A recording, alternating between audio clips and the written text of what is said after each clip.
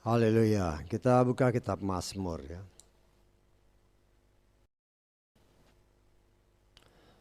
Mazmur 119 ayat 1 dan 2. Kita baca semua ayat ini bersama ya. Kita baca bersama 3, 4. Diberkatilah orang yang lurus jalannya, yang berjalan menurut Torah Yahweh. Diberkatilah mereka yang memelihara kesaksiannya, yang mencari Dia dengan segenap hati. Puji Bapa Yahweh. Kita mengucap syukur ya. Kata-kata firman ini ada banyak macam ragam ya. Dalam terjemahan-terjemahan lain, coba lihat Mazmur pasal 1 ayat 1 coba. Mazmur 1 ayat 1, berbahagialah.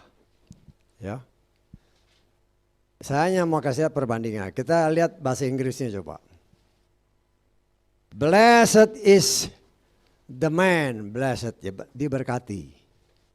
Saya tangkap ya. Terus yang 119 tadi kita lihat juga bahasa Inggrisnya. Hanya untuk bisa memperbandingkan. Aleph, ini yang nomor alfa ya. Blessed are the undefiled. Jadi penerjemahannya beda-beda. Ya. Memang kalau dalam terjemahan bahasa Inggris saya lihat dari beberapa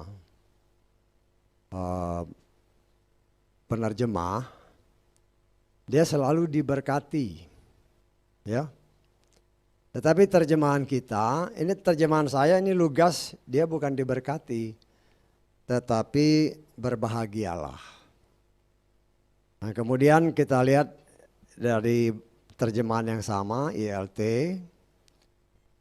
dalam Mazmur pasal 1 sama Mazmur pasal 19, untuk kata-kata yang sama diterjemahkan berbeda. Saya tangkap maksudnya. Tadi kan Mazmur 1 ayat 1 blessed ya, jadi diberkati. Yang 119 juga blessed, harusnya diberkati. Tapi ternyata dalam terjemahan Indonesianya nggak sama. Ada yang berbahagia, ada yang diberkati. Saya pribadi lebih cenderung diberkati ya. Orang yang berbahagia belum tentu diberkati. Saya tangkap. Tapi orang yang diberkati oleh Bapa Yahweh pasti bahagia. Saya tangkap ya. Jadi kita harus bisa melihat. Ini juga untuk membuktikan seperti yang beberapa kali dinyatakan. Kitab suci kita ya umumnya yang di penyembah Bapa Yahweh, yang ditulis atau diterjemahkan oleh ILT ya, edisi 1 sampai 4, kemudian juga kitab Lukas itu enggak seragam ya. Untuk kata-kata, contohnya ini aja lah. Ini dalam satu buku yang sama, kata-kata yang sama dalam bahasa Inggrisnya, tetapi diterjemahkan ke bahasa kita berbeda. Ditangkap. Saya hanya mau mengingatkan bahwa kita harus berhati-hati dengan terjemahan. Karena terjemahan itu bisa benar, bisa separuh benar, bisa juga salah sama sekali. Ya, bisa salah sama sekali. Karena itu jangan sampai kita sampai salah. Ya mungkin banyak orang berkata, oh nggak mungkin ada yang salah. Nah, yang kita lihat ya. Saya hanya mau kasih lihat dulu lah ya. Yakobus pasal 1 ayat 2. Ini pernah saya buka ya, cuman ya kita ulangi lagi. Hai saudara-saudaraku, nah, apabila kamu jatuh ke dalam berbagai pencobaan, hendaklah kamu menganggap semuanya itu kesukacitaan. Bisa dibaca benar-benar ya. Pengertian saya, kalau kata-katanya seperti ini, dengan terjemahan seperti ini, kalau saya berdosa, ya senang-senang aja. Betul nggak ini? Kata-kata seperti ini. Tetapi saya mengucap syukur dengan kata-kata seperti ini, kita punya keberanian untuk mengecek di kitab suci yang lain. Ya. Tapi kalau saya nggak salah, King James sama. Coba lihat deh.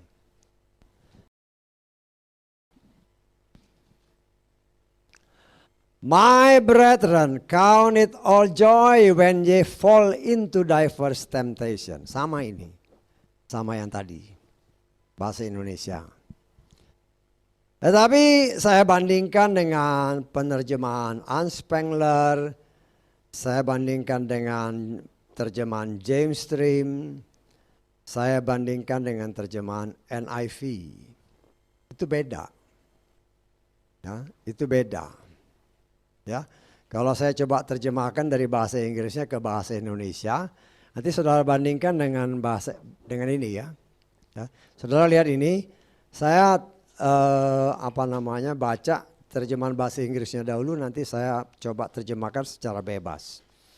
Hans Spengler, my brothers and sisters, be very happy when you are tested in different ways. Beda, ya. Saudara-saudaraku, saudari-saudariku, tetaplah bersukacita kalau engkau menghadapi berbagai macam tantangan. Beda sama ini kan. Nah kalau saya terjemah secara bebas ya. James Stream, you should have all joy my brothers when you are enter different and numerous temptation. Saya terjemahkan bebas ya. Engkau harus tetap bersukacita ketika engkau menghadapi berbagai macam tantangan, cobaan. Beda kan? Nah, terus ini NIV. Consider it pure joy whenever you face trials. Anggaplah satu sukacita kalau engkau menghadapi tantangan. Nah, beda dengan ini. Kalau ini kan menghadapi cobaan, jatuh dalam pencobaan ya senang-senang aja, beda. Kalau tulisannya beda, kita mengimani seperti itu. Orang seperti ini, kalau terjemahan seperti ini, ya. Kemudian dia pegang ini, berdasarkan firman Tuhan yang tertulis. Kalau saya jatuh dalam dosa, saya senang-senang aja. Nah itu bisa membuat arti yang berbeda. Ya, lo orang jatuh dalam dosa kok senang-senang aja. Nah, jadi kita harus sangat berhati-hati dengan berbagai macam terjemahan-terjemahan. Ya. Karena itu memang pernah saya katakan, berkali-kali saya katakan, firman Tuhan tidak mungkin salah. Tetapi terjemahan bisa salah. Ya. Dan kita mau ucap syukur untuk firman tadi. Diberkatilah orang yang lurus jalannya. Ya. Kalau dari terjemahan saya nih yang lugas, berbahagialah. Tapi saya lebih senang pakai diberkatilah. Ya. Kalau kita lurus jalannya, kenapa? Karena firman Tuhan berkata, kita lihat dalam Hosea pasal ke-14 ya. Hosea pasal ke-14 ayat ke-9.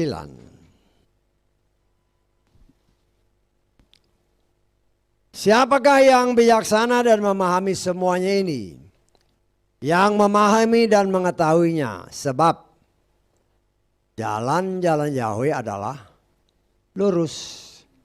Dan orang benar akan berjalan di dalamnya. Namun para pemberontak akan tersandung padanya. Karena itu apabila firman tadi berkata, Diberkatilah orang yang berjalan, yang lurus jalannya, artinya dia berjalan dalam jalan yang benar, seharusnya dalam jalan yang benar. Ya. Karena ada juga tertulis kadang-kadang orang ya dia menganggap dia sudah berjalan dalam jalan yang lurus. Tetapi taunya di ujungnya maut. Ya. Kita lihat Amsal pasal 14. Ayat ke-12. Amsal pasal 14 ayat ke-12. Ada jalan yang tampaknya lurus di hadapan seseorang, tetapi ujungnya adalah jalan kematian. Nah, di sini kita melihat ya bagaimana cara orang memandang jalannya. Ya. Kalau orang berjalan mau hidup benar-benar berjalan dalam kehendak Tuhan, ya, memang harus jalan lurus. Tetapi jalan lurus nampaknya kan jelas ini kan, nampaknya lurus, tetapi nggak lurus. Ya, seperti yang berkali-kali dicontohkan dari tempat ini, jalan tol itulah yang paling gampang. Kalau kita naik mobil, kalau naik mobil nih, ya, khususnya sang sopir, naik mobil di jalan tol, walaupun kita lihat jalannya bengkok sedikit gini kan, tapi setirnya seolah-olah tidak miring, seolah-olah lurus. Padahal pelan-pelan dia sudah bergeser sedikit. Mungkin cuma setengah derajat kan udah lumayan. Begini. Jadi nggak terasa dia sudah berbelok. Dan inilah yang saya lihat dengan kacamata rohani zaman sekarang ini. Banyak orang yang mulai tidak menyadari karena dia bukan supir. Ya, jemaat itu kan penumpang aja, yang supir kan gembalanya. Si gembala juga ya karena memang asik, dia memang lihat jalan ini bengkok gitu kan, tapi kan jalan tol. Tapi dia nggak sadar, dia pelan-pelan belok. Ya. Dan itu hanya bisa lihat dengan jelas apabila kita lihat dari atas. Kelihatan ternyata jalannya belok. Tetapi sang sopir kalau dilihat dengan kacamata biasa, nggak kelihatan kalau dia mulai belok sedikit. Apalagi yang jadi penumpang, ya. Jadi penumpang udah gitu tidur kan. Mantap benar, ya. Banyak orang seperti itu, ya. Yang penting duduk di mobil, apalagi ada AC, angin sepoi-sepoi, jalan sedikit, matanya merem. Loh, ini kenyataan. Sehingga tidak sadar kemana dibawa oleh si sopir. Kalau ditanya di yang ada ini, oh nggak tahu ya, aku tidur. Lah. Dan itulah yang menjadi suatu kenyataan kehidupan rohani umat Tuhan. Seolah-olah dibawa jalannya mantap lurus. Ya. Apalagi kalau tidur kan berarti nyaman kan. Sehingga ada istilah orang-orang Nasrani yang beribadah. Firmannya enak. Firmannya menyejukkan hati. Wah, mantap benar. Firmannya membuat aku terhibur. Ya, kenapa? Karena dosanya nggak dibuka. Loh kan, kalau orang dosanya dibuka kan, langsung mukanya cemberut kan. Ya, Lah kayak begini bagaimana? Sekarang kita jujur aja sama Tuhan ini. Kalau kita mau datang ke gereja, artinya kita sudah mempersiapkan diri kita untuk dibentuk oleh firman yang akan ditaburkan. Saya tangkap. Ya. Firman yang ditaburkan, ya kecuali kalau firman itu udah ditulis ya. Kan ya kita tidak, ya saya tidak mengecilkan, karena orang kan talentanya macam-macam. Ada yang memang sudah nulis, ya pelayan Tuhan kan dia tulis, oh rapi semua. Jadi nanti kalau khotbah ya tinggal dibacain aja. Ya, artinya apa? Pendetanya nggak di mimbar juga orang lain baca bisa. Kita nggak? Karena udah ditulis. Jadi ya saya mengatakan itu ya seolah-olah bukan lagi pimpinan Roh Kudus, tapi otaknya yang jalan. Kalau di rumah dituliskan, cek. Ini kalau saya tulis begini bisa tersinggung orang, akhirnya dirubah dikit, diperhalus. Loh kayak begini bagaimana? Saya ya semalam sudah dijelaskan kan, atau diingatkan kembali. Gereja artinya berdasarkan bahasa Yunaninya, masih ingat kan? Gereja itu bahasa apa? Saya ngetes aja dulu. Supaya nanti kalau saudara ditanya, gereja itu dari bahasa apa? Sudah pernah diajarin ya. Bahasa apa? Iya, Portugal atau Portugis. Ya sama aja itu. Cuman lafalnya sedikit beda. Ya. Tetapi di situ kita melihat kalau dalam bahasa Yunani itu lebih mengena ya eklesia. Ya. Dipanggil keluar dari lingkungan dunia. Kenapa dipanggil keluar dari lingkungan dunia? Karena dunia ini dikuasai si jahat. Saya tangkap. Tuhan menarik kita keluar dari lingkungan dunia untuk diproses oleh Tuhan. Artinya kita datang ke gereja siap untuk diproses oleh firman. Ya. Firman itu bukan untuk mengenakkan telinga, walaupun zaman sekarang ini banyak orang, ya itu karena roh Bileam ya. Bagian daripada roh Bileam. Apalagi kalau yang hadir kan, wish ini orang-orang yang mungkin berduit kan. Ya. Mungkin orang-orang berduit begini-begini banyak. Lah, kan dia juga bisa tahu kan. Ini orang berduit, ini kayaknya benar kaya atau benar karena korupsi. Betul enggak? Kalau dia khotbah dia tegur korupsi, bahaya dia. Betul enggak? Akhirnya karena dia tulis kan, ya dirubah sedikit lah, diperhalus sedikit. Sehingga tidak murni kehendak Tuhan dinyatakan. Dan inilah yang banyak terjadi karena roh Bileam yang banyak menguasai para pelayan Tuhan. Sehingga apa yang diberitakan bukan untuk mengenakkan Tuhan, tetapi mengenakkan telinga manusia.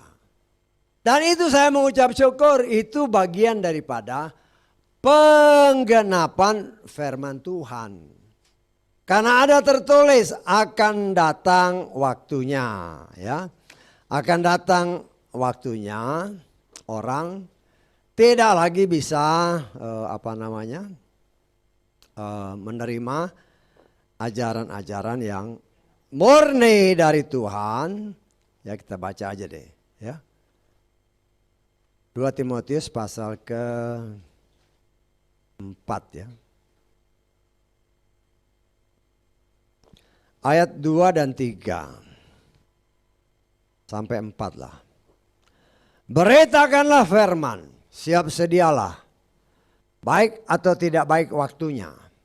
Tempelaklah, tegurlah, nasihatilah dengan segenap panjang sabar dan pengajaran. Sebab, nah ini ayat ini, perhatikan. Sebab waktunya akan tiba ketika mereka tidak dapat bertenggang rasa terhadap pengajaran yang sehat. Sebaliknya sesuai dengan keinginan mereka sendiri. Mereka akan mengumpulkan para pengajar bagi diri mereka sendiri. Agar apa? Pendengarannya digatalkan. Dan sesungguhnya mereka akan memalingkan pendengaran dari kebenaran. Dan mereka akan dibelokkan kepada dongeng-dongeng. Nah, ini terjadi sekarang ya. Ini terjadi sekarang. Saya mengklasifikasikan ini adalah Robileam. Karena ini untuknya apa? Menyenangkan hati, menyenangkan telinga manusia. Karena si pemberita firman itu ada niatan udang di balik batu. Saya tanggap. Ya kalau dia menyakiti orang yang diberitakan loh, duitnya nggak keluar. Nah, kita belak-belakan aja lah. Dan itulah zamannya sekarang.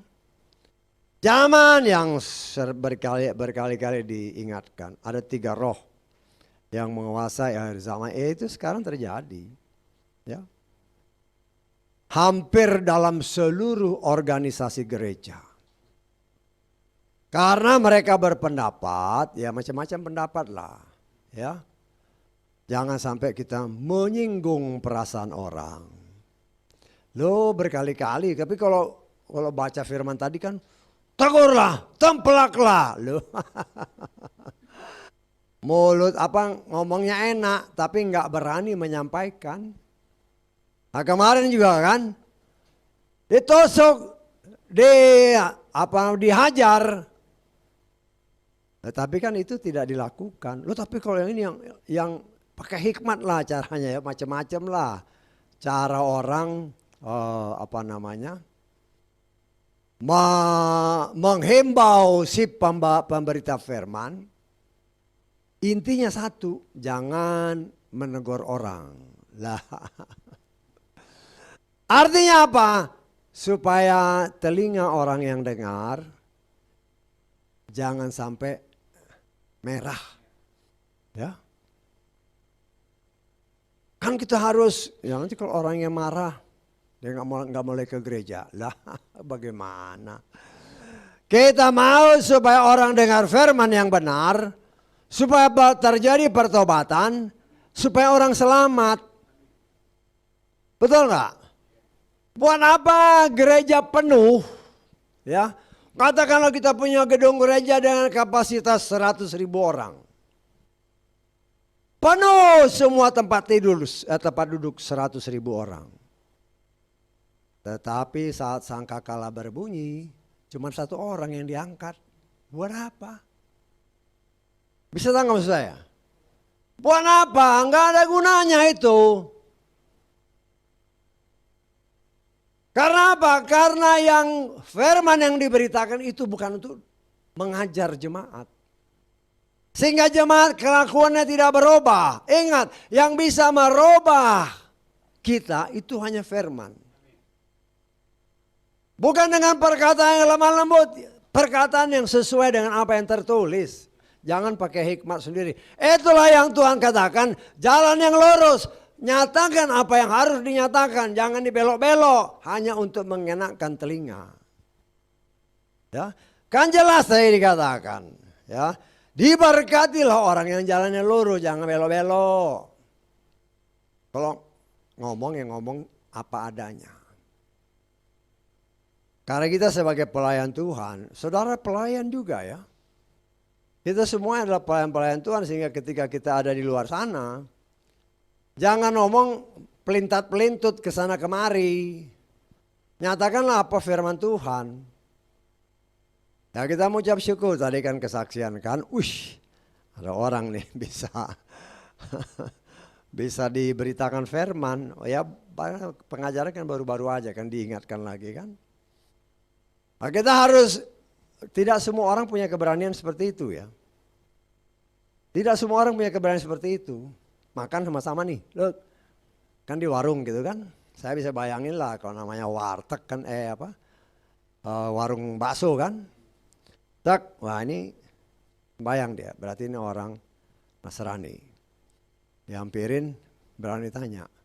Nanya berarti terus bisa kasih firman. Tidak semua orang seperti itu loh. Tidak semua orang seperti itu. Tetapi bila kita berani menyampaikannya, itu kebenaran. Bukan kita yang bekerja, kebenaran itu yang bekerja. Seperti umpamanya tadi dikatakan, coba lihat di 1 Tawarikh pasal 1. Bukan kita yang bekerja, firman yang dia baca. Lihat, dia kaget kan, oh iya ya. Nah, dari situ mungkin orang yang diberitahu itu terus mikir. Loh kok begini ya? Itulah bagian daripada cara Tuhan. Untuk kita berani menyampaikan kebenaran apa adanya, jangan dibelok-belok. Jalan yang lurus. Kita punya satu kerinduan untuk mewartakan apa yang tertulis. Ya, jangan dibelok-belok. Karena jalan Bapa Yahweh itu lurus. Dan dikatakan oleh firman Tuhan yang hidup menurut Torah. Torah itu lurus. Kan jalan, karena Hosea tadi katakan jalan Yahweh itu lurus. Jalan Yahweh itu hanya Torah. Torah itu adalah hukum yang berlaku. Bukan saja di bumi, tapi juga di sorga. Loh enak aja di sorga. Loh kan Bapak Yahweh ngomong sama Moshe. Tiru ini apa yang dikasih lihat oleh Bapak Yahweh. Termasuk denah tabernakel ini. Ya kalau fisiknya dikasih lihat begini, pasti dalamnya termasuk firman Tuhan. Ya sama. Ya. Karena itu nanti yang dibeberkan. Telak. Ini kan hukumnya. Ini aturannya, ini kelakuan kita. Nah, cocok nggak? Cocok nggak? Yang nggak cocok langsung merah. Plak. Gampang, pasti canggih. Komputer sorgawi melebihi komputer duniawi. Ya. Kalau ada satu kesalahan langsung cat. Kalau sekarang kan, zaman sekarang ini. Lo nanti ketika dibacakan, kelihatan juga pret, gak bisa disembunyiin, langsung cat merah. Itulah gunanya kita memiliki juru selamat. Karena kalau sudah dipampang seperti itu, kita sudah tidak bisa ngapa-ngapain. Ya. Waktu kita itu hanya ada di dunia ini. Ya, begitu. Nah, tadi kan firman tadi dikatakan, diberkati orang yang memelihara peringatan-peringatan. Coba ayat kedua tadi. Mazmur 119. Diberkatilah mereka yang memelihara kesaksian, yang mencari dia dengan segenap hati. Nah, ini terjemahan Lukas ya, saya baca ya. Berbahagialah orang yang memelihara peringatan-peringatan. Beda kan? Ini terjemahan Lukas nih saya baca nih. Ya. Berbahagialah orang yang memelihara peringatan-peringatannya. Ya. Yang mencari dia dengan segenap hati. Peringatan asal katanya ingat. Banyak orang yang menamakan diri umat Tuhan, tahu firman, tetapi di dalam menjalani kehidupan, dia lupa firman itu. Karena itu dikatakan, oh diberkatilah orang yang memelihara peringatannya. Tuhan kan sudah ingatkan, jangan begini, itu kan diingatin. Jangan begini, jangan begini. Roh Kudus yang ada di dalam saudara dan saya, itu senantiasa mengingatkan kita. Ini ada begini, hati-hati, hati-hati. Jangan begini, jangan. Itulah gunanya Roh Kudus. Ya, itulah gunanya Roh Kudus. Roh Kudus itu yang mengajar kita dan mengingatkan kita. Itu definisi gunanya Roh Kudus. Kita lihat Yohanes 14 ayat 26.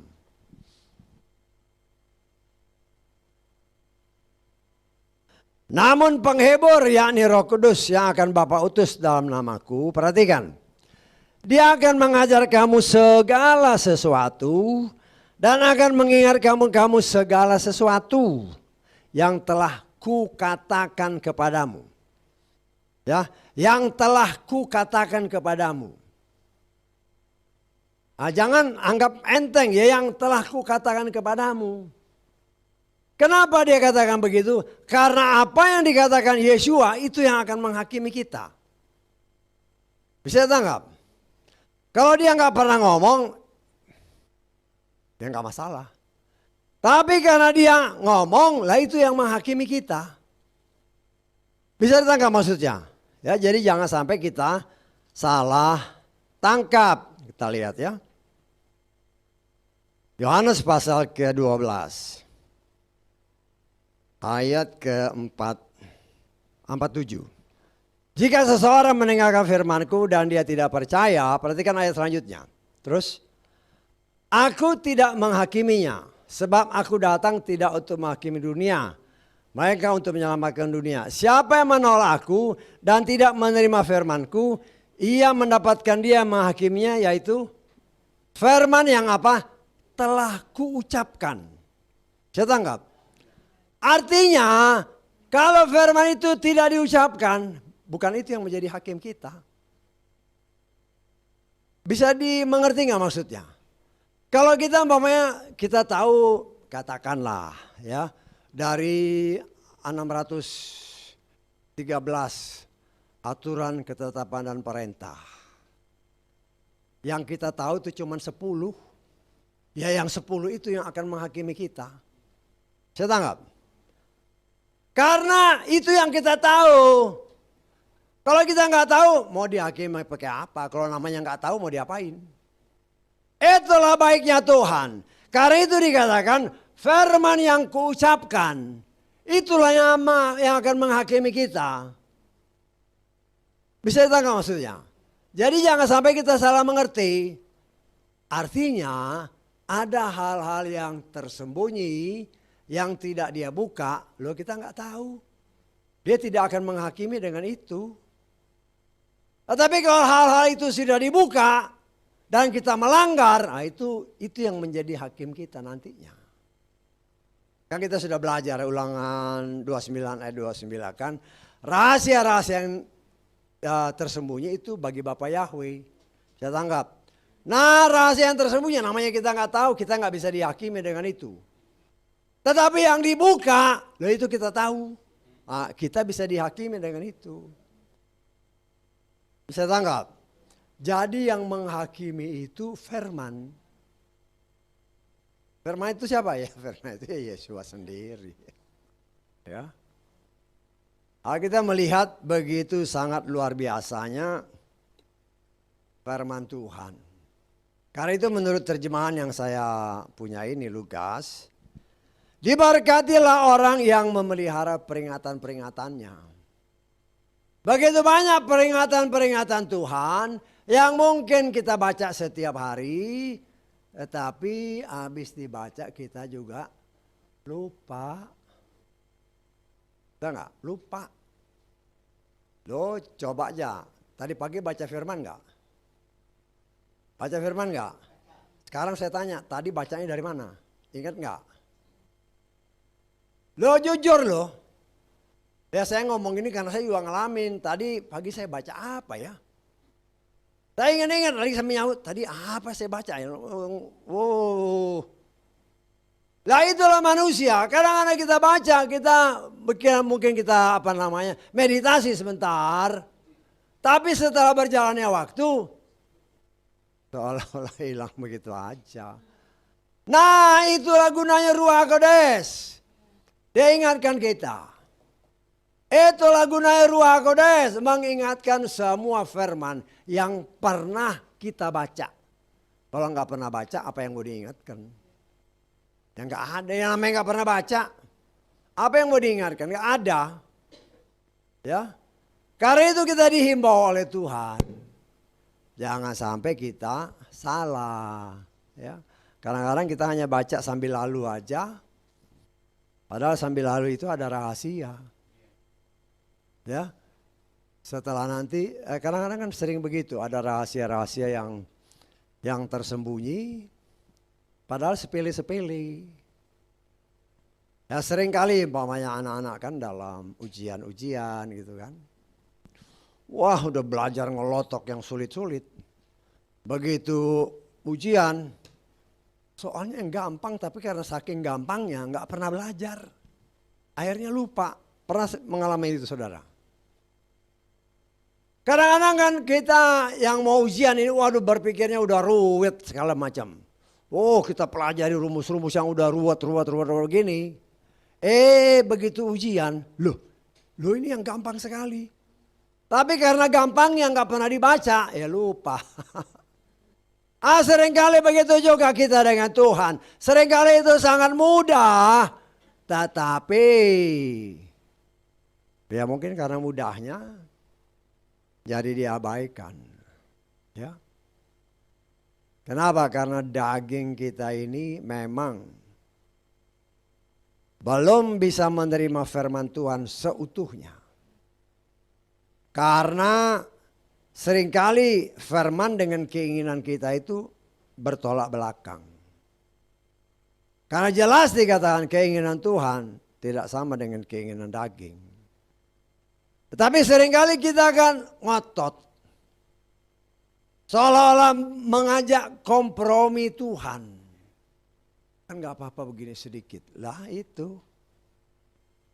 Tidak bisa begitu. Kita belajar seperti yang katakanlah semarin kita belajar. Firman Tuhan jelas mengatakan. No melakukan semua apa yang diperintahkan Tuhan. Tepat seperti apa yang diperintahkan. Ya tangkap, kita lihat ya. Walaupun kita baca kemarin, ya mungkin banyak orang yang lupa juga. Kejadian pasal 6 ayat 22.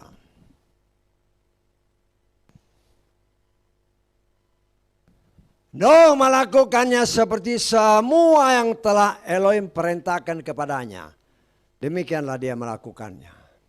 Ya. Dia tidak mau melenceng sedikit pun. Apa yang Tuhan perintahkan. Bangun bahtera kayak begini, itu harus begini, harus begini. Dia lakukan tepat. Kalau dia tidak lakukan tepat, bahteranya bisa jebol. Ya. Demikian juga saudara dan saya. Kita sedang mempersiapkan diri menjelang kedatangan Tuhan. Karena itu kita dipersiapkan. Tapi kan kadang-kadang kita mempersiapkan diri seolah-olah ya santai-santai aja. Karena menganggap masih lama. Aku masih sibuk. Ya. Sehingga mengabaikan seringkali peringatan Tuhan. Kadang-kadang ada masalah, kita bukan langsung berdoa, kita coba menyelesaikan masalah dengan kekuatan sendiri. Itu bukan kehendak Tuhan, jalan Tuhan itu lurus. Artinya Tuhan mau kita jangan belok sesuai keinginan kita. Apa yang Tuhan perhadapkan, Tuhan terima kasih. Ya. Biasanya sulit orang mengucapkan terima kasih ketika menghadapi masalah. Betul nggak? Ya kita harus akui ketika ada masalah, yang kita pikirkan apa? Bagaimana saya mengatasi ini?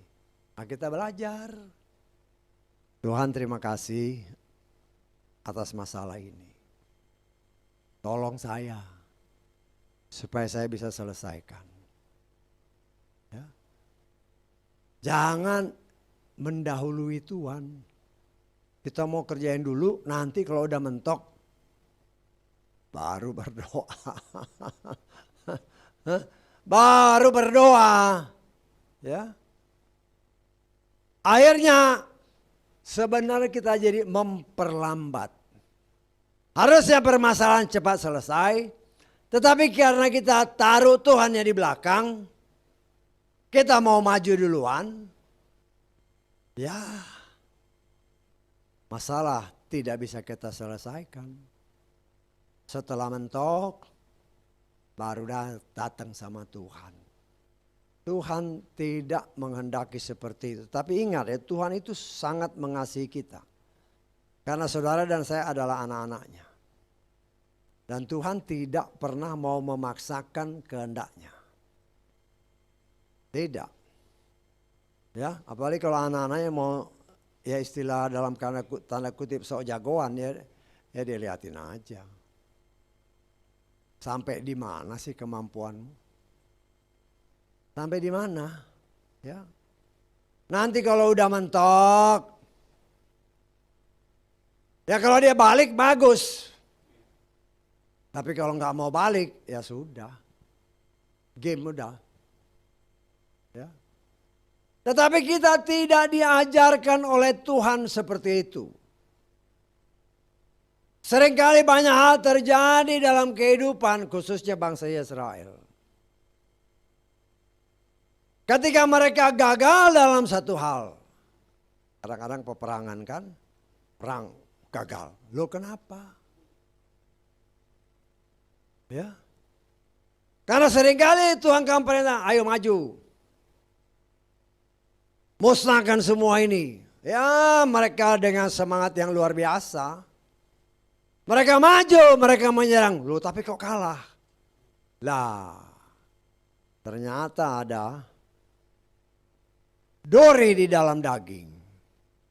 Ada pemberontakan di dalam sekian banyak orang Israel. Hanya karena satu orang. Umpamanya contohkan si, kalau saya nggak salah namanya Akan ya.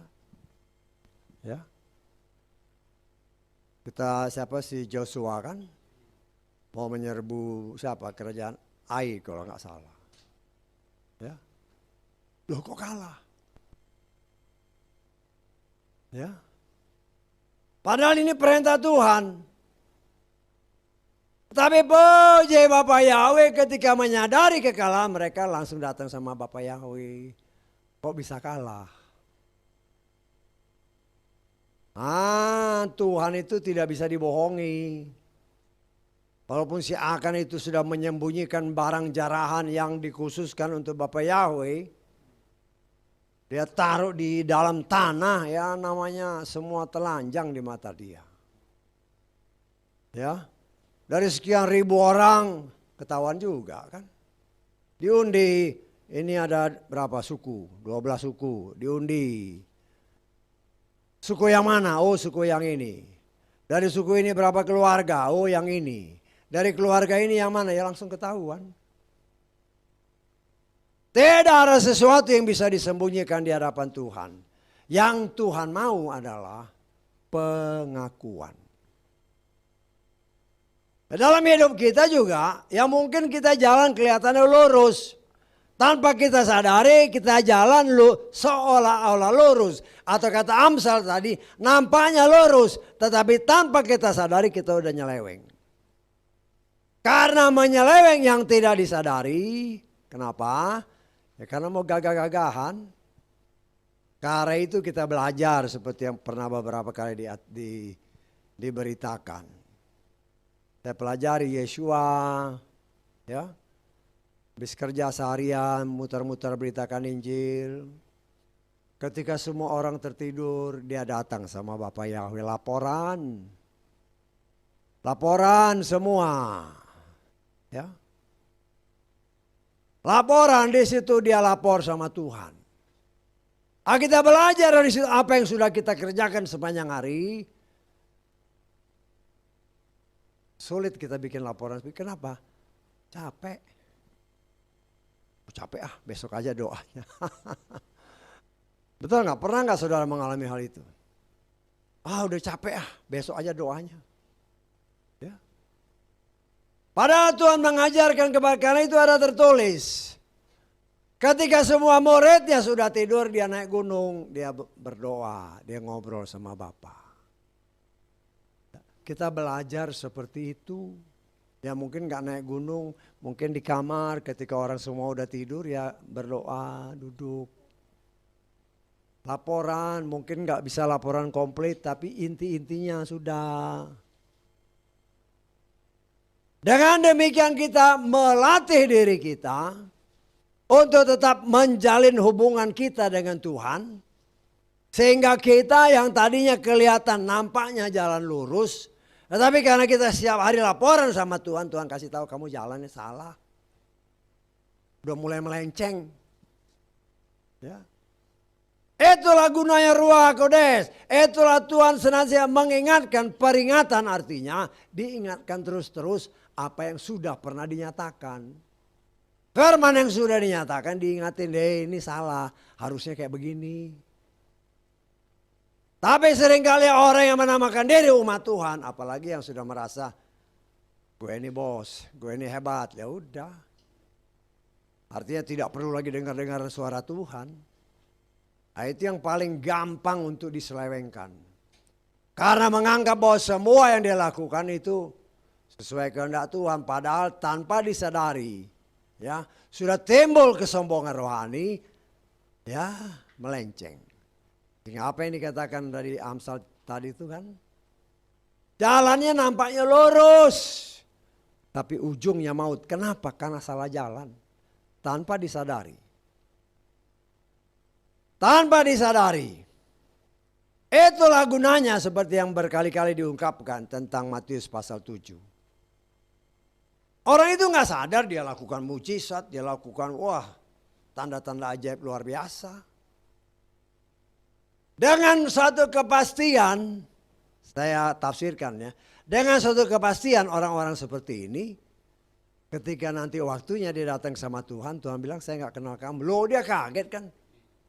Kaget, Tuhan saya lakukan ini, lakukan ini. Kamu jalannya ngawur. Bebasnya ya, secara bebas saya terjemahkan. Hanya kamu jalannya ngawur, itu bukan jalanku. Loh, kenapa? Dia tidak sadar bahwa memang nampaknya jalannya lurus, tetapi ujungnya maut. Karena apa? Karena akhirnya ditolak sama Tuhan. Kenapa? Karena mau pakai pikiran sendiri. Ya jangan kira orang yang berkhotbah luar biasa itu pasti masuk surga, belum tentu. Bagaimana kecewanya? Ya kalau kecewanya. Wah saya sudah mentobatkan sekian puluh ribu orang, mungkin sekian sejuta orang. Tapi kok pada akhirnya Tuhan bilang, anyahlah kamu. Loh, mungkin dia tidak sadar apa salahnya. Tetapi dalam hati kecilnya sesungguhnya dia tahu ada sesuatu yang gak beres. Jujur ya kalau kita melakukan sesuatu, katakan sesuatu yang besar untuk Tuhan. Kadang dalam hati kita, ya kalau istilah kita ini, hati kecil kita berbicara, itulah Roh Kudus. Kamu jalannya salah. Loh karena suaranya cuma melembek aja ditutup lah. Dengan egonya kan, saya jalannya bener kok. Itulah yang terjadi, itulah yang Tuhan jelas-jelas nyatakan. Hanya kamu pembuat kejahatan, artinya dia tidak berjalan dalam jalan lurus seperti yang Tuhan kehendaki, bukan jalan lurus seperti yang kita pikirkan. Jalan lurus ya Tuhan dengan jalan lurusnya ataupun jalan yang kita anggap lurus belum tentu sama. Kita harus menyamakan ini dan itu hanya bisa disamakan dengan apa? Kita senantiasa belajar mengingat lagi apa yang dia katakan. Itulah gunanya peringatan-peringatan Tuhan. Supaya jangan kita menyeleweng. Ya. Nah kita harus melatih diri kita hari lepas hari. Ya. Waktunya sudah sangat dekat. Sudah sangat dekat. Terus mau apa lagi? Ya. Apa kita mengenai harus begini, harus begini. Itu boleh aja cita-cita. Cita-cita setinggi langit boleh aja asal tetap dalam kebenaran. Jangan nipu Tuhan, itu yang pertama, jangan nipu Tuhan. Kita punya cita macam ragam. Cita-cita boleh aja. Tapi yang harus kita tanya, ini sesuai nggak dengan kehendak Tuhan? Kalau nggak sesuai, kau paksakan kehendakmu. Jangan harap jadi. Ya. Kita belajar menyesuaikan jalan kita dengan jalan Tuhan. Apakah jalanku ini sudah lurus sesuai dengan Torahmu? Kalau belum, Jangan malu memperbaiki jalan kita. Jangan malu. Karena jalan itu yang akan membawa kita kepada keselamatan. Tetapi kalau kita mengeraskan hati menganggap saya benar, ya itulah pangkal celakanya di situ. Tapi apabila kita mau merendahkan diri, senantiasa mengatakan, sebagaimana Mazmur Daud kan, pujilah aku Tuhan, selidikilah hatiku, apakah jalanku ini sudah benar. Itu Daud ya. Selidiki jalan apa jalanku ini sudah benar. Nah sekarang pertanyaannya, apakah kita, saudara dan saya pernah ada bertanya seperti itu? Nah, saya pernah bertanya seperti itu. Nah, saudara tanya diri sendiri, pernah nggak nanya sama Tuhan? Tuhan, apa jalanku ini sudah benar? Tanya sama Tuhan. Kalau sudah melenceng nggak bisa balik lagi ya bahaya. Karena banyak dalam kehidupan orang, ya, karena sudah jalan tersesat gini nggak bisa balik. Ya, seperti apa namanya? Saudara tahu cek valve nggak? Cek valve itu artinya keran yang satu arah. Ya, kalau dalam istilah tekniknya namanya cek valve. Cek valve itu umpamanya pipa nih. Dia cek valve ditaruh sini. Kalau aliran air dari sini ke sana, dia nggak bisa balik. Hanya satu arah. Dia tanggap. Loh, begitu pun dalam hidup kita seringkali ada cek valve. Cek valve ini ego kita. Karena kita tidak mau mengoreksi diri, karena kita ego, kita sombong, kita menganggap diri kita sudah benar, akhirnya tidak mau kembali. Karena itu dalam kitab Wahyu dikatakan, ya, firman Bapa Yahweh, kita lihat aja. Wahyu pasal 2, ayat ke-4. Namun aku mempunyai sesuatu terhadap engkau, bahwa engkau telah meninggalkan kasihmu yang pertama. Sebab itu, ingatlah dari mana engkau telah jatuh, bertobatlah dan lakukanlah perbuatan-perbuatan yang pertama.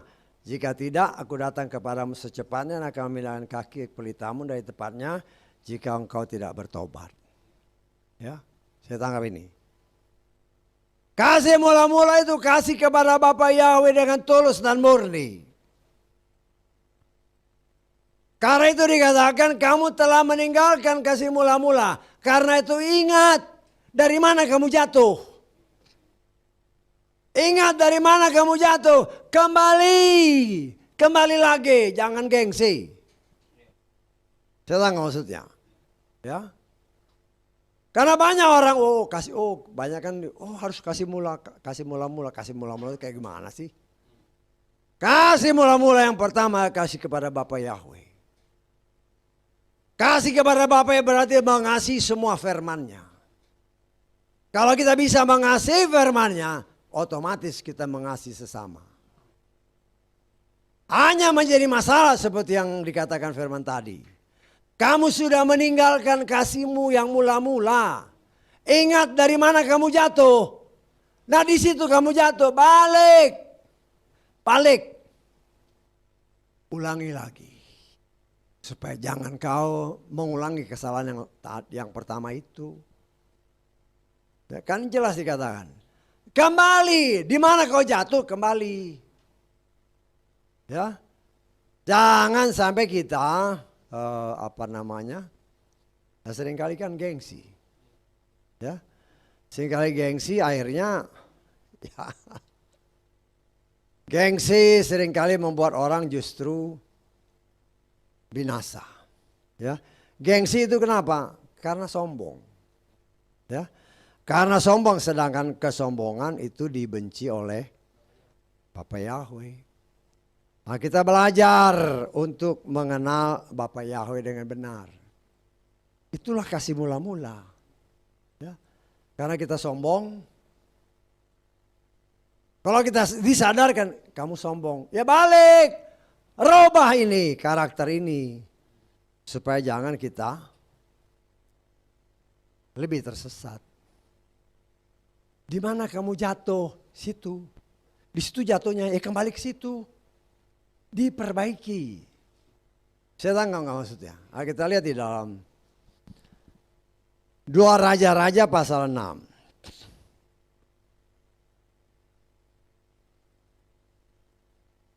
Kita baca ayat ke-5 dan 6.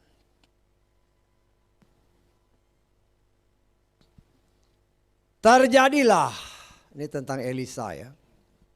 Ketika salah seorang sedang memotong kayu, maka besi itu jatuh ke dalam air. Maksudnya mungkin goloknya ya. Lalu dia berteriak dan berkata, aduh Tuanku, itu barang pinjaman. Perhatikan ayat selanjutnya. Tapi abdi Elohim, Elisa berkata, di mana benda itu jatuh? Ya. Lalu orang itu menunjukkan kepadanya. Terus menunjukkan kepada tempat itu. Kemudian Elisa memotong sepotong kayu, lalu melemparkannya ke sana, sehingga mengakibatkan besi itu ngapung. Nanya kan, di mana jatuhnya? Di situ. Ada pengakuan, di mana kamu jatuh? Di situ. Elisa lempar sang kayu. Sedang nggak maksudnya?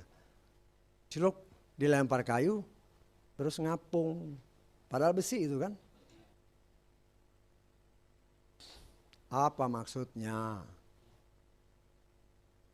Seringkali berkali-kali saya katakan berbicara kayu, berbicara pohon, berbicara pribadi.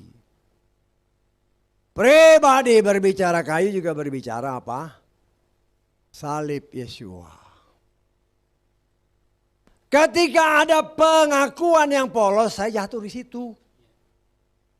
Maka pelayan Tuhan lempar. Langsung mengangkat. Yang jatuh ini diangkat. Kalau kita mengaku dengan sungguh-sungguh, saya jatuh di sini. Dalam kasih mula-mula tadi, saya jatuh di sini. Ngaku. Tuhan yang mengangkat. Dalam kitab Raja-Raja tadi, kita diangkat. Dipolehkan kembali.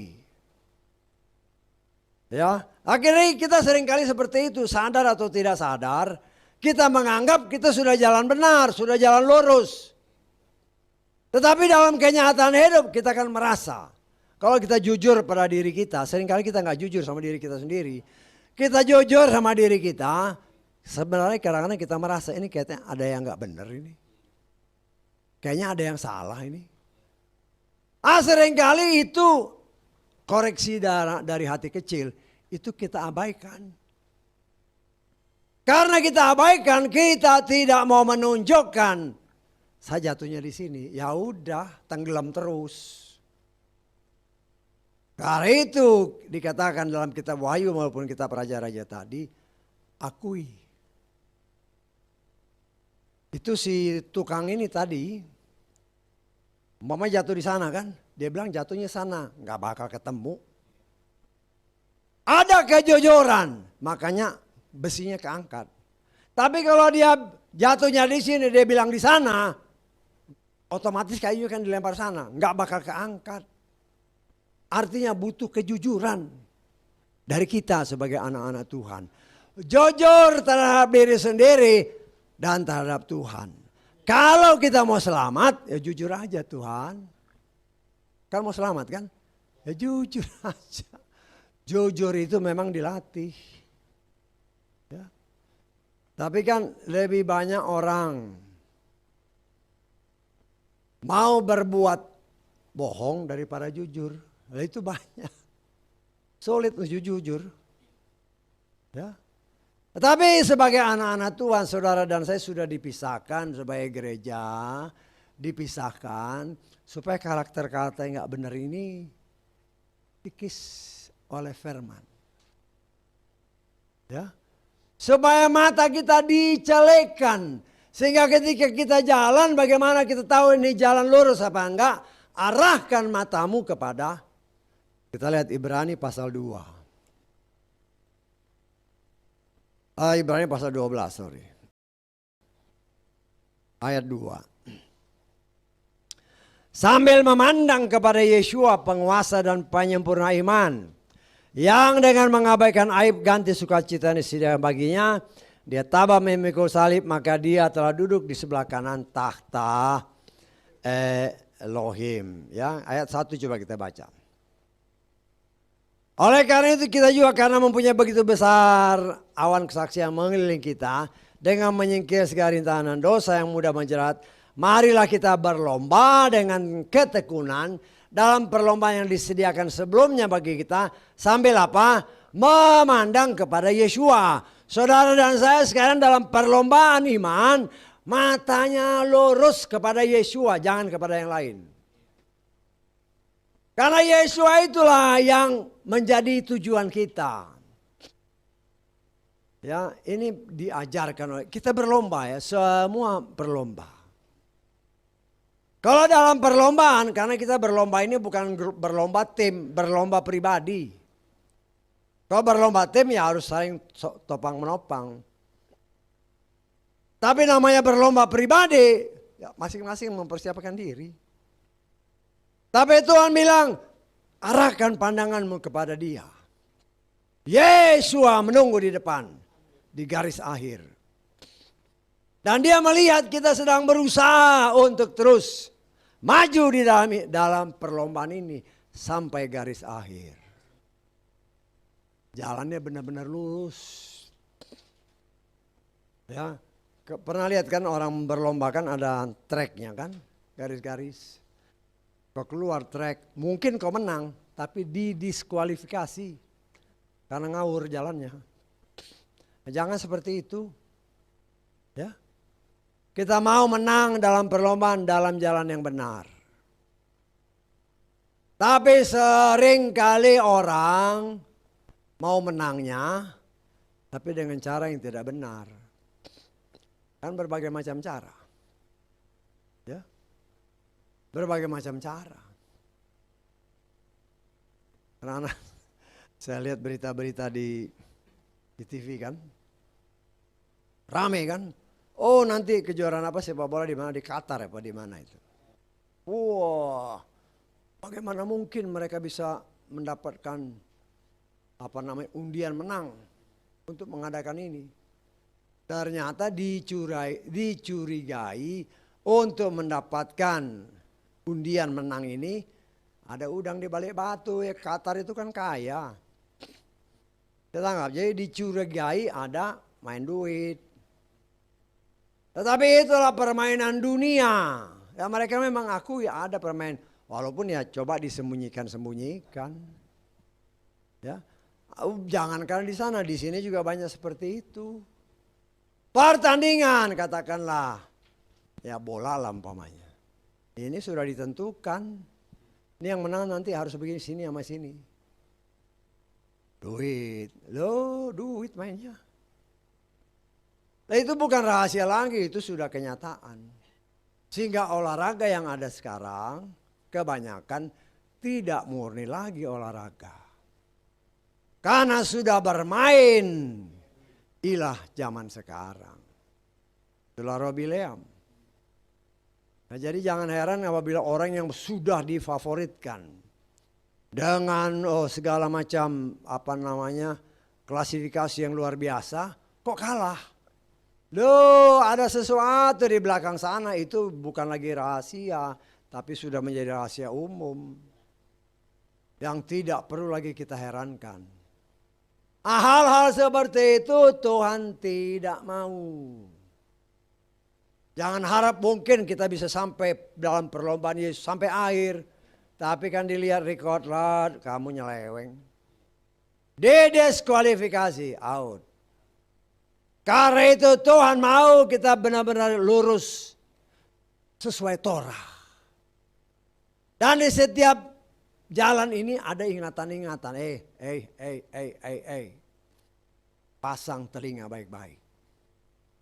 Jangan salah mendengar. Salah mendengar. Hanyut terbawa arus. Ya. Karena itu ada firman Tuhan yang menyatakan. Hati-hati dengan apa yang kau dengar. Kata kitab Ibrani pasal 2 ayat 1. Supaya jangan engkau hanyut terbawa arus. Nah, Tuhan kan hanya bisa memperingatkan. Ini loh, dia peringatin ini begini, ini begini, ini begini. Ya tergantung kita sebagai pelaksana. Mau ikut apa enggak. Saya sebagai pelayan Tuhan, ya, kita mau semua selamat. Saya sebagai pelayan Tuhan, saya mau kita semua diangkat, sama-sama diangkat. Sama-sama ya, diangkat. Bukan 1, 2 tinggal, tidak, semua diangkat. Tapi itu kan keinginan hati. Tetapi Tuhan kan lihat, loh ini ada merah. Ya bagaimana? Karena itu kan pribadi urusannya. Karena itu saya sebagai pelayan Tuhan hanya berani memberitakan. Ya mungkin kadang-kadang ya ada juga yang telinganya merah. Tapi kan mendingan telinganya merah, tapi masuk surga. Daripada telinganya nggak merah, ketinggalan nanti nggak diangkat. Ya, saya juga sedih kalau nanti Tuhan tanya, ini orang yang aku percayakan kepadamu ada sekian banyak, kok yang masuk cuma sekian. Loh, ya bisa aja kita kan menafsirkan seperti itu. Karena nanti kan bisa aja ditanya, grup A berapa orang, berapa yang masuk? Kenapa? Kamu ngomong enakin telinga apa enakin Tuhan? Kalau kita berani dengan jujur, Tuhan ini. Tuhan tinggal buka rekor, oh ya kamu sudah berani negor. Ya tenang aja. Tapi akibatnya karena sudah berani menyatakan kebenaran Tuhan, tidak disukai orang, ya gak masalah, yang penting aku masuk surga. Karena itu Yehezkiel pasal 3 ayat 18, hati-hati. Jangan kita mau mengenakan telinga orang, tapi menjerumuskan dia dalam dosa. Lebih baik kita membuat telinga orang panas, tetapi akhirnya dia bertobat, dia masuk surga. Sama-sama, jangan ketinggalan. Bisa tahu nggak maksud saya? Ya, saya ini tidak punya urusan secara pribadi dengan saudara ya. Tidak ada urusannya. Tetapi sebagai pelayan Tuhan saya punya urusan. Urusannya apa? Memberitakan apa yang benar. Apa yang tertulis. Kalau nggak tertulis, saudara bisa protes. Tetapi kalau itu tertulis, saudara protes, engkau, kata Yesua tadi kan, firman itu yang menghakimi. Betul nggak? Kan tadi Yesua bilang. Kewajiban saya untuk menyatakan, mau diterima puji Tuhan, nggak diterima ya puji Tuhan. Artinya itu bukan saya, saudara pun nanti berhadapan dengan orang-orang. Jangan juga sampai salah ngomong. Salah ngomong, ya apa yang kita perkatakan harus berani kita pertanggungjawabkan. Jangan sampai salah, ya. Nah, kita harus benar-benar, ya saya mengucap syukur tadi ada saksian kan berani memberitakan kepada orang yang sama sekali nggak dikenal. Tapi ya mungkin saya juga harus mengoreksi sedikit ya. Saya apa saya yang salah dengar, ya. Tapi karena disaksikan kan, karena ini juga didengar kemana-mana. Mungkin saya salah dengar, karena tadi kan dikatakan Wahyu 19, betul kan? Wahyu 19 ayat 1 terus dikatakan apa? Itu bahasa sorga, itu bukan bahasa sorga. Tetanggap, itu bahasa Ibrani. Loh kok di sorga pakai bahasa Ibrani? Nah, kalau ditanya seperti itu gimana jawabannya? Kok bahasa Ibrani di sorga? Loh harus bisa jawab. Siapa yang diangkat? Enggak, yang diangkat ini siapa? Siapa? Yohanes. Rasul Yohanes. Orang apa dia? Orang Ibrani. Kalau dia orang Indonesia, itu bukan haleluya, puji Yahweh. Bisa ketangkap maksud saya? Kalau dia orang Indonesia, maka yang di sorga itu kedengaran puji Yahweh. Tetapi karena ini orang Ibrani, haleluya, karena itu bahasanya. Bukan bahasa sorga. Tetapi bisa aja itu nantinya bahasa sorga, kita nggak tahu. Bisa nggak maksud saya? Ya, jadi jangan sampai kita salah ngerti. Tapi kita harus menghargai ya.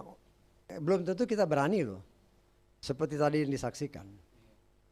Ada orang makan di restoran gini kan. Orang Kristen kita hampirin. Belum tentu kita berani. Tetapi itu menjadi suatu contoh untuk berani mewartakan kebenaran. Karena akibatnya kan ada. Orang itu langsung buka. Oh iya ya. Pasti dia bertanya-tanya terus. Mungkin dia nanya sama gembalanya. Loh kok ini begini? Nah gembalanya juga bingung ya, nggak tahu lah. Betul nggak? Nah, nanti besok-besok kan ketemu lagi nih. Oh ini orang makan di sini berarti besok dia ketemu lagi. Mungkin dia nanya kan. Loh harus bisa jelaskan yang benar. Betul nggak?